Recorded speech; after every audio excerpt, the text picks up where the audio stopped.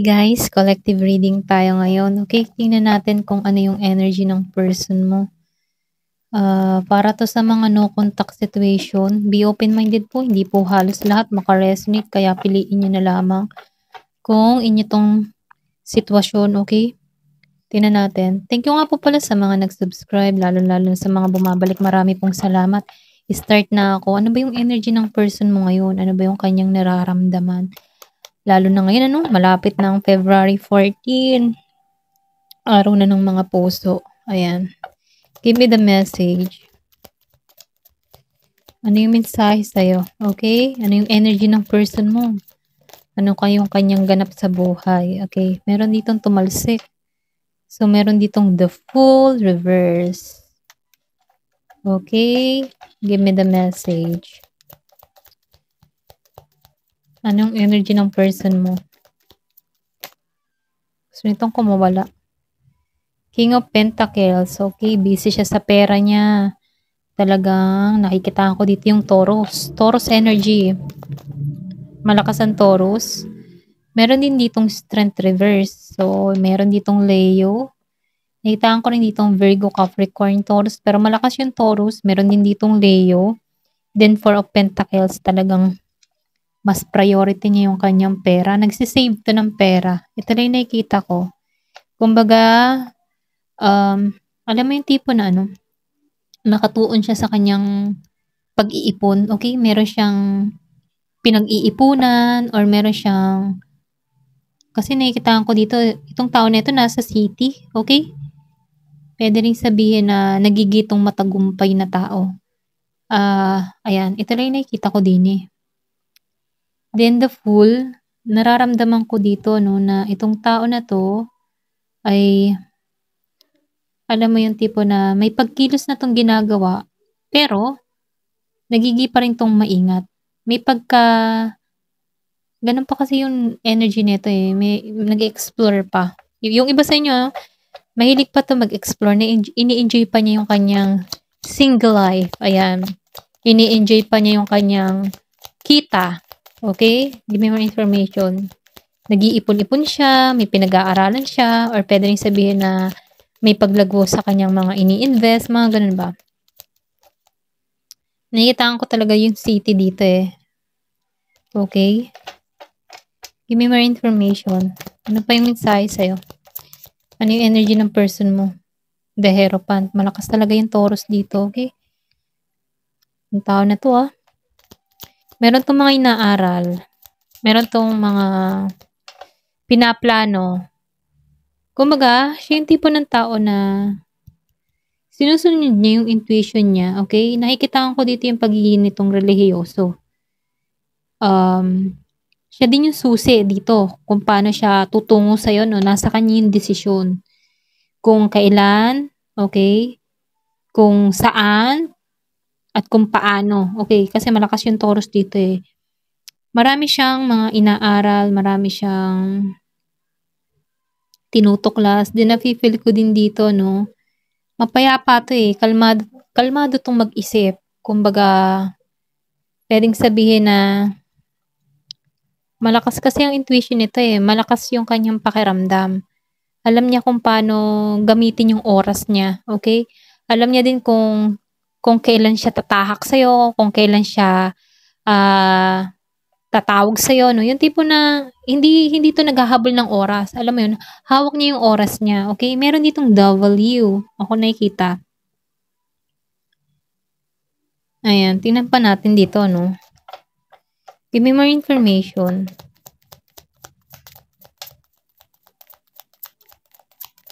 Anong energy ng person mo ngayon?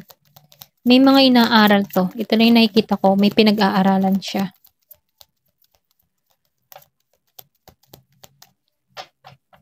Pwede rin sabihin na itong person mo, may pagka-spiritual to. The Hermit reverse. So, itong tao na to, kung before in-isolate niya yung kanyang sarili, ngayon, ini-enjoy niya yung moment niya, okay?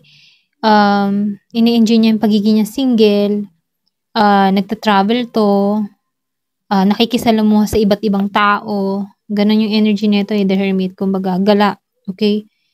Pero ganun pa man ano, kasi sarili naman niyang pera 'to, ini-enjoy niya lang yung kanyang mga pinaghirapan dito. Ito lang yung nakikita ko. Dito sa Hermit reverse, malakas yung Virgo. Give me more information. Ano pa yung energy ng person mo?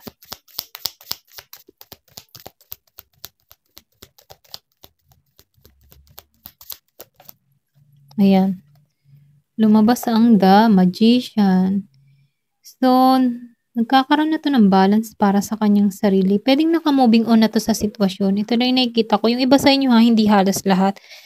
O kung ikaw man yung Taurus, naka-moving on ka na sa sitwasyon. Kumbaga, mas priority mo dito yung pera, okay?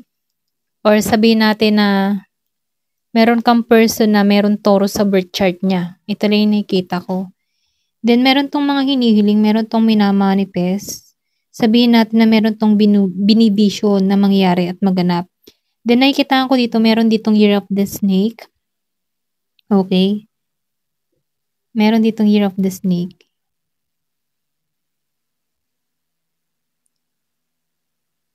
Then, nagiging siyang balanse sa sitwasyon niya. Ito lang yung nakikita ko. Meron siyang binibisyon. Malakas din dito ang Taurus ha. Talagang Taurus, malakas. Taurus, Year of the Snake. Ito lang yung nakikita ko. Sinusunod niya yung intuition niya. Kung ano talaga yung gusto niya. Mabuo. Kung ano yung gusto niyang i-vision dito. Okay? Ito lang yung nakikita ko sa The Magician. Great manifestor to. Kumbaga, once na may hiniling to, ang bilis niyang nakukuha. Ganun yung kanyang energy. May pagkaswerte. Okay? Swerte siya sa pagdating sa pera. Pwedeng sabihin na professional to, maganda ang kanyang kabuhayan, maganda yung trabaho niya, may malaki siyang kita. Ganun, okay? Kaya, afford nitong bumili ng gusto niya talaga sa kanyang buhay. Ace of Wands. Wala pa tong may offer sa'yo, okay? Kasi ini-enjoy niya pa yung moment niya eh. Ito yung nakikita ko sa Ace of Wands. Kumbaga, itong tao na ito, andun siya sa moment na siya muna. Ganun. Hindi pa to nag-o-offer sa'yo, hindi to kumukontak sa'yo. Okay? Kasi mas priority niya yung kanyang kabuhayan, pag-iipon niya. Pwede niya sabihin may mga pinaplano siya para sa kanyang sarili. Ito lang yung nakikita ko. Kasi itong tao na ito, gusto nito yung kalayaan niya eh. Ito lang yung nararamdaman ko. Gusto niya maging malaya sa sitwasyon, walang problema, walang stress, mga ganun ba. Kaya itong tao nito, wala pa tong action na ginagawa sa'yo. Ito lang yung nakikita ko. Ayan. Tingnan pa natin para mas klaro, Maybe kaya tong tao na ito hindi tumutungo sa'yo, wala tong lakas na loob na humarap sa'yo, kaya mas pinariority na lamang yung kanyang kabuhayan dito. Ito lang yung nakikita ko. Hindi niya alam kung paano kaharapin kasi lumabas ng Strength Reverse. Kaya ito'y walang pagkilos na ginagawa sa'yo. Pwedeng sabihin galit ka dito, okay? Kaya itong tao na ito, pera-pera na lang kanyang inaatupag. Nagiging siyang matagumpay, nag-iipon to, malaki ng savings nito, yung ganun ba? Pero yung nakikita ko, give me more information. Yung iba sa inyo ha, hindi halos lahat. Ito lang nakikita ko dito. Meron dito ang Aries, Leo, Sagittarius, Virgo, Taurus, Leo, and Virgo, Capricorn, and Taurus. Ayan. Tinan pa natin dito kung ano pa yung lalabas. Give me more information. Ano pa yung mensahe? So, lumabas to. Meron ditong Two of Swords. Yung iba naman sa inyo, nakakaranas dito ng yun, pwedeng sabing energy din to ng iba, okay? Meron ditong Gemini, Aquarius, and Libra. Kung ganun yung person mo, itong tao nito, hindi pa to makapagdesisyon. Ayaw niyang tanggapin yung katotohanan na wala na kayo, ganun. Naka-stuck pa rin siya sa sitwasyon. Kumbaga, nagbubulag-bulagan siya sa katotohanan na ayaw mo na talaga. Ayaw niyang tanggapin yun eh. Ito lang yung nakikita ko sa Two of Swords upright, okay? Give me more information. Ano pa yung mensahe? Then, meron ditong The High Priestess. Malakas dito yung Pisces, okay? Kasi nakikita ko dito, meron ka ditong person na mas sinusunod niya yung inner voice niya or pwede rin sabihin energy mo to. Mas sinusunod mo na yung inner voice mo, yung intuition mo, yung kutob mo. Okay, nakikita ko dito nag-open yung third eye mo. Kumbaga, maybe meron ka napapanaginipan dito kaya maging aware ka kung ano yung mensahe. Kasi meron ditong ipinaparating sa yung panaginip, may mensahe, okay? Kaya kailangan maging aware ka sa mga dream mo. Ayan. Then nafi-feel ko din dito, sinasabihan ka dito na sundin mo yung inner voice mo, okay? Once na halimbawa may tumungo sa'yo at ramdam mo dito sa tao na ito na parang hindi ka palagay at parang, kontra ka, mabigat yung kalooban mo, sundin mo yun kasi red flag na yun para sa'yo, okay? Give me more information.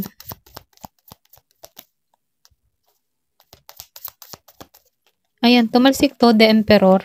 Okay, meron ka ditong person na Aries. So, itong tao na ito, no, nakikita ko dito yung Aries energy. May authority nito, may control na. Pwedeng sabihin, tutungo to sa'yo kapag once na control niya na yung sitwasyon, meron na siya, handa na siya. Kasi itong tao na ito, dito sa energy na nakikita ko kanina dito sa Pentacles, ano, mas nakatuon to sa kanyang kabuhayan, kapirahan. Pero dahil may energy siya ng The Emperor, pwedeng dito siya mapunta, no, kapag handa na siya. Kasi itong tao na ito, mahina pa yung loob para sa'yo. Wala pa siyang maiharap sa'yo. Okay? Kumbaga, nakikita ko din dito, no, yung iba sa inyo, ginagampanan naman yung pagiging mabuting ama or mabuting ina. Kung meron kang person na ganun, or pwede rin sabihin na meron kang person dito na single father, single mother, meron na siyang anak, okay? At yun yung pinapriority niya dito. Nagiging siyang mabuting nagiging siyang mabuting ama, yan. Nagiging siyang mabuting ama at ina sa kanyang anak. Ito lang yung nakikita ko dito. At dahil doon, nagiging matagumpay sa kanyang sitwasyon, okay? Kasi may control siya eh, okay? Meron ditong Aries, okay? Meron ako nakikita ditong Aries. Then dito, no, sa Ace of Wands. So, may nakalabas ditong Ace of Wands reverse. So, nakikita ko dito, no, na wala tong ma-vision. Yung sinabi ko kanina, dahil confirmation dito sa Ace of Wands, pareho pang naka-reverse dito. So, itong tao na ito, hindi to kumikilos. Namimiss niya yung opportunity para sa'yo, okay? Sabihin natin na nagpabaya siya. Wala siyang may offer pa sa'yo, okay? Kasi dito pa lang siya nakatuni sa Pentacles, sa kabuhayan niya, sa kapirahan niya. Hindi niya muna iniisip yung sa larangan ng puso. Hindi pa to kumikilos. Ito lang yung nakikita ko. Wala pa siyang pagkilos na ginagawa dito. Give me more information. Two of Wands reverse. Nakita ko ditong Aries Leo sa Guitarius. Meron ditong naka-stuck sa bahay or pwede rin sabihin ang larangan ng trabaho is sa bahay or pwede rin na meron kang iniintay dito na tao, okay? Pero itong tao na ito, wala pa eh. Wala pang pagkilos. Ito lang nakikita ko. Kumbaga, meron kang mga plano na delay para rito. Then yung iba sa inyo natatakot sa pagbabago. Pwede rin sabihin na ayaw mo munang makipagrelasyon. Kung hindi lang tong person mo. Yung iba sa inyo hindi halos lahat. Naghihintay pa rin kasi dito sa person niya. Ayan. Tingnan pa natin dito. Nine of Pentacles. Then yung iba naman sa inyo, nakikita ko dito na meron ditong nagkaroon ng failure. Okay? Sa kanyang kabuhayan. Or pwede rin sabihin may pagkalugi. Ganyan. Or sa business kung meron kang nararanasan. Or yung iba sa inyo, okay, meron ditong naloko. Ayan. Ito na yung nakikita ko. Meron ditong naloko. Pagdating sa pera. Pwedeng ito yung person mo. Okay? Meron siyang... Kasi iba-iba naman kayo ng person dito. Meron ditong mga person na umaangat. Meron din namang hindi. Okay? Yung iba dito sa inyo, lugi sa pera. Okay? Kumbaga sa lugi sa pera, nadaya, naloko. Mali ang napag-investment. Yan. Mali yung kanyang nasalihan, okay? Dahil doon meron ditong nalos. Nalos yung pera. Hindi halos lahat. Nakikita ko dito yung Virgo and Capricorn. Give me more information.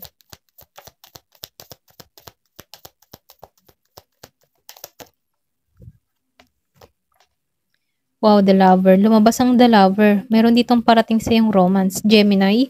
Okay?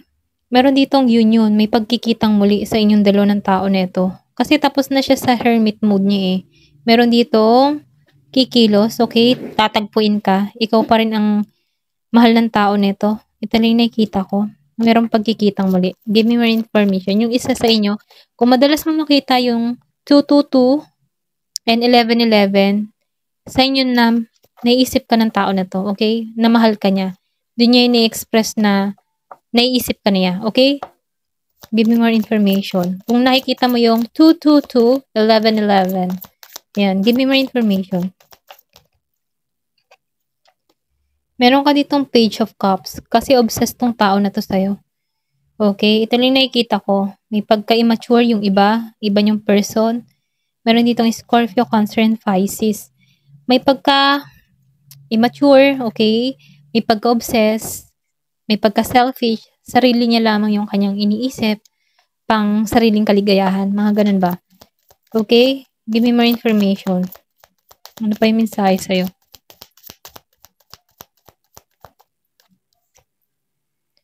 Oh, The Magician Reverse. Lumabas dito ang The Magician Reverse. Dito sa isa, kung makikita mo, tumapat ang The Magician Upright and The Magician Reverse. So, yung iba sa inyo, mayroong tricks na ginagawa sa'yo. Okay? Pwede rin sabihin na pinapahiwatig sa'yo na wala siyang vision para sa'yo, hindi siya kumikilos para sa'yo. Pero ang totoo, meron tricks lang siyang ginagawa. Nagpapamiss. Para ba mamiss mo tong tao na to, meron siyang tricks na ginagawa or illusion. Okay? May pagtitiis, tinitiis ka niya. Pero dahil nakikita ko dito na may pagka-immature, may pagka-player, ganun yung style nito ng tao na to.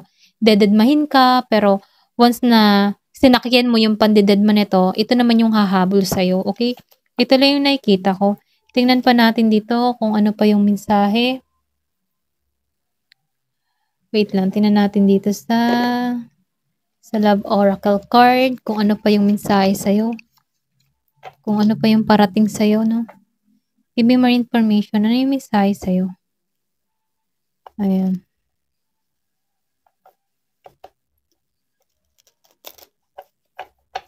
Give me the message. Ano pa yung mensahe sa'yo? Ano pa yung karagdagang mensahe?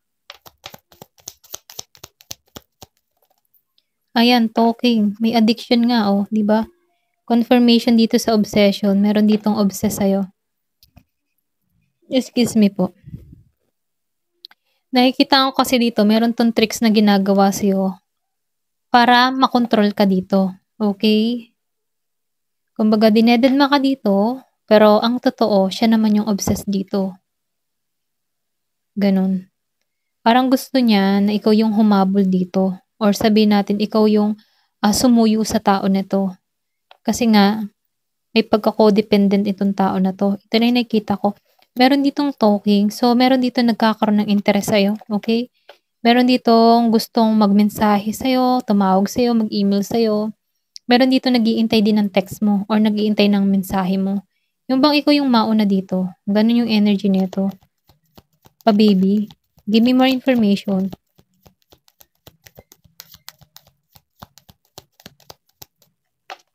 Ano pa yung karagdagang mensahe?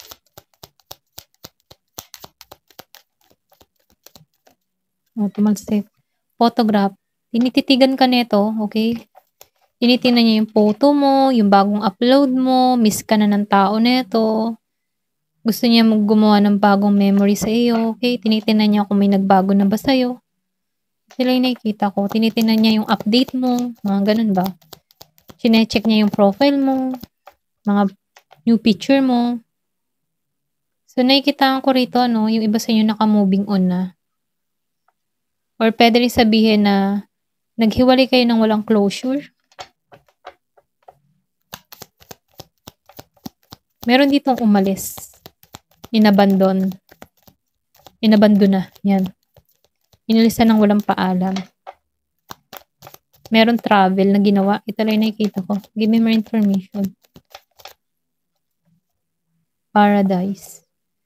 So, gusto nitong maging masaya. Gusto nitong maging isa muli kayo. Okay? Teamwork. Gusto nitong maging masaya kayo sa bawat isa. Kaya lang ang tanong, siguraduhin mo tong tao na to, no? Kasi baka mamaya alisan ka muli neto. Kasi, kailangan mo dito ma-attract ay yung pang long term, hindi yung panandalian lang. Kasi may pagka-immature pa to eh. Maybe meron tong experience in the past na hindi pa siya naghihiling, kaya nadadala niya to paulit-ulit. Okay? Pwede yung childhood issue niya, meron siyang na-experience na gano'n ano, na ginagamit niya yung charm niya para makaakit ng iba, gano'n. Tapos once nasawa na, aalisan na. Ito lang yung nakikita ko dito. Pero gano'n pa man, hindi ka kasi nagpapakita dito ng interest. Ito lang yung nakikita ko. At dahil do'n, itong tao nito, nati-trigger.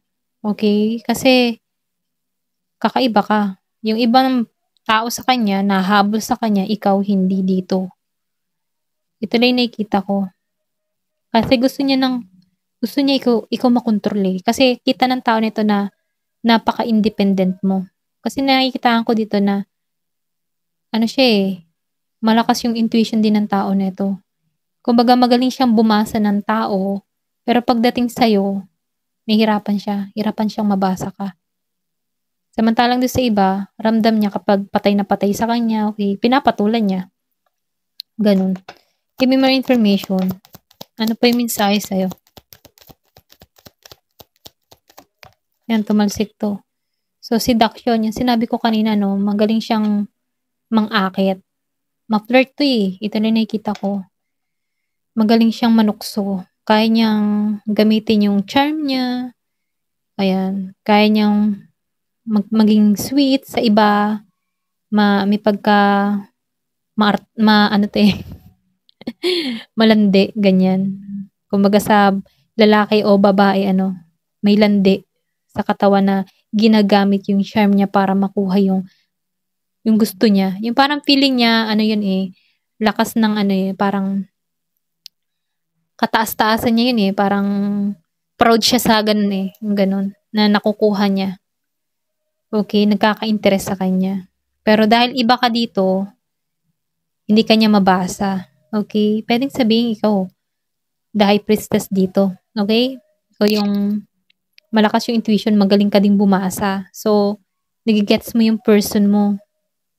Ayan. Ito lang nakikita ko. Kaya ganun. Parang nangyayari dito, you play the player. Okay? Nilaro mo din yung manlalaro. Ganun yung energy. Give me more information. Yung iba sa inyo hindi halos lahat. Kung makaka-resonate kayo, kung ikaw man ay isang independent, hindi ka nahabol sa person mo, alam mo yung tinutukoy ko dito. Ayan. Meron ditong healthy choice kasi mas pinili mo dito yung healthy choice mo para sa sarili mo. Alam mo kasi yung boundary mo. Alam mo kung paano ka makamove on sa sitwasyon. Tanggap mo sa sitwasyon, itong lesson na to. Then nakikitaan ko dito na mas inaalagaan mo yung sarili mo. Ayaw mo kasi din na humabol. Maybe humabol ka din before pero natauhan ka dito. So ngayon, natatanggap mo na, nagmo-moving on ka na, minamahal mo na yung sarili mo, nagiging kang masaya. Kontento ka kasi. At yun ang hindi maunawaan ng person mo. Kasi gusto niya makontrol ka. Gusto niya ikaw yung hahabol dito. Ganon. Ito lang nakikita ko pero dahil hindi ka nagre-react din sa tricks niya, no? Pwedeng sabihin, ganito talaga yung gawain niya sa lahat ng nakakasalamuha niya. Pag nakuha niya na yung gusto sa tao, lalayasan niya. Alam mo yun, parang napaka-good player. Ganun. Pero dahil iba ka, okay, itong tao na ito, may pagka-obsess na sa'yo. Okay, ito lang nakikita ko. Tinitingnan niya yung larawan mo. Gusto niya muli kayo magkasama dito. Lumabas pa, may snake oh. May ahas. May pwedeng sabihin, hindi lang ikaw ang babae neto o hindi lang ikaw yung lalaki neto. Okay? Meron ditong competition. Ito lang yung nakikita ko. Meron ditong Year of the Snake. Ayan. Ayun lamang po. Thank you for watching and love and peace.